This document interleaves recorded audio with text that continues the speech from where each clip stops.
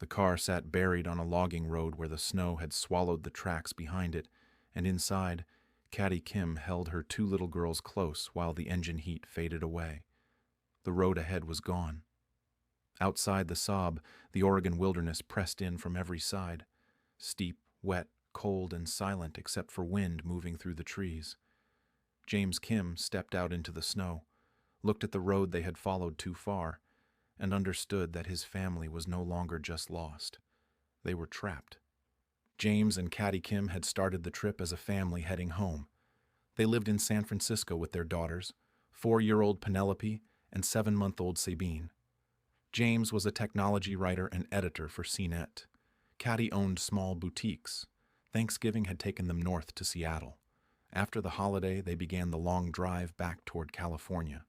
On Saturday, November 25, 2006, they left Portland and planned to spend the night at Tun Lodge near Gold Beach on the southern Oregon coast. But the evening turned difficult. Rain, snow, and darkness closed around them as they drove south. They missed the turn that would have taken them toward Oregon Route 42, the safer route to the coast. Instead of turning back, they used a paper highway map and chose a route through the Coast Range. On paper, it looked possible. In late November, it became a trap. They turned onto Bear Camp Road, a remote route that crossed rough country between the Grants Pass area and the coast.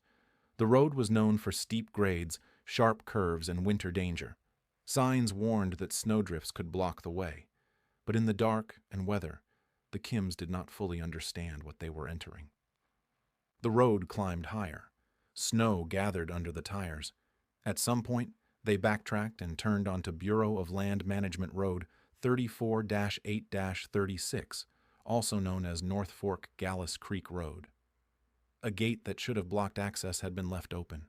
The road was wider and seemed like a way forward, but it pulled them deeper into isolated terrain. They drove mile after mile through bad conditions, following a route that did not lead where they thought it did.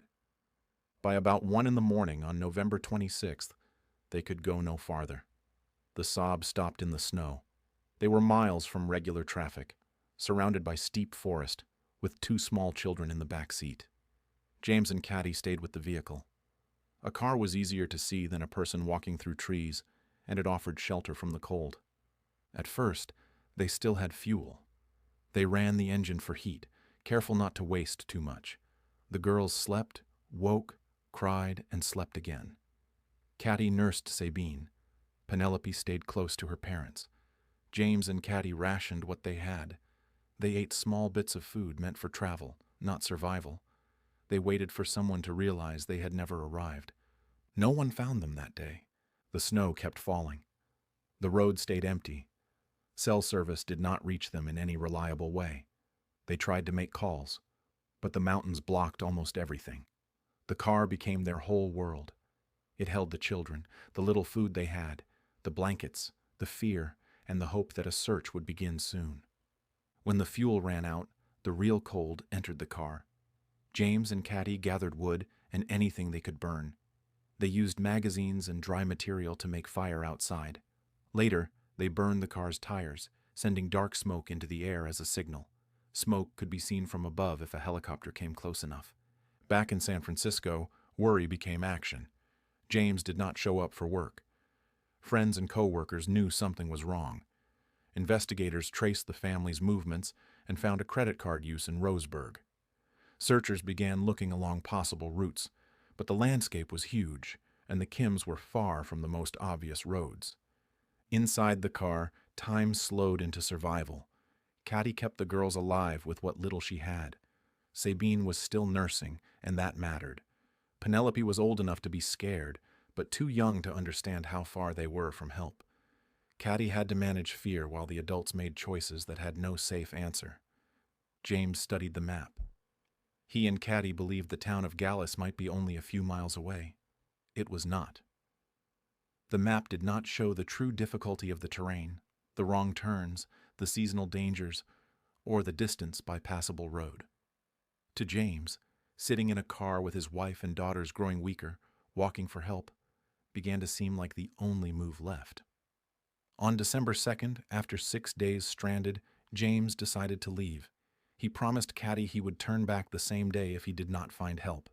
He wore light clothing, a jacket, and tennis shoes, not gear for a winter mountain trek. Then he walked away from the car, leaving his wife and daughters behind because staying had begun to feel like waiting for the cold to win. Kati watched him go into the snow. There was only a husband trying to save his family, and a wife forced to stay because the children could not make the walk. Kati could not carry both girls through miles of mountain road. She had to trust James, keep the girls alive, and wait. James first followed the road. He walked miles back along the route they had driven, leaving signs as he went. Searchers later found pieces of clothing and other items. Officials believed he might have placed them to mark his path.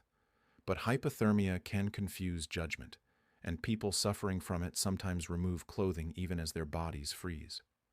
Every mile took strength from him. The cold worked through his shoes. The road curved through forest and ravines. Help still did not appear. Then James left the road and followed a drainage, believing water might lead to people. In the Oregon Coast Range in winter, it led him into rougher terrain. He moved down toward Big Windy Creek, climbing, slipping, crossing brush and cold water. He had already walked far beyond what he had expected. He was wet, hungry, and losing body heat. On December 4th, Kati and the girls were still alive near the car. A local helicopter pilot named John Ratcher, searching on his own, spotted them. Kati had been trying to signal from the road using bright material and messages to make herself visible. When the helicopter saw her, the waiting ended. Rescuers reached Kati, Penelope, and Sabine and lifted them out of the wilderness. They were weak, but alive. But James was not there. The rescue turned immediately into a search for him. Kati told rescuers when he had left and where he had planned to go. Crews pushed into the surrounding country. Helicopters scanned ravines and creek beds. Searchers found signs of his movement. James had not turned back. He had kept going. On December 6th, searchers found his body in Big Windy Creek. He had walked about 16 miles from the car. He was only about a mile from Black Bar Lodge, a remote lodge that was closed for the winter but stocked. He had come painfully close to shelter and never reached it. The medical examiner determined he had died of hypothermia. He had been worn down by distance, cold, exhaustion, and the wilderness he entered to save his family. The news hit hard because the story had already gripped the country. Kati and the girls had survived because they stayed with the car, rationed warmth, signaled, and endured. James died because he tried to make help come faster. Both choices came from love.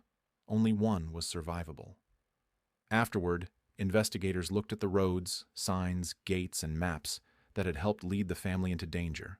Officials later said the open gate should have been closed, though it had been left open so hunters or others would not be trapped behind it. More warning signs were added after the tragedy. The Kim family's ordeal remained haunting because it began with choices any family could understand. They were tired. It was late. They wanted to reach a lodge.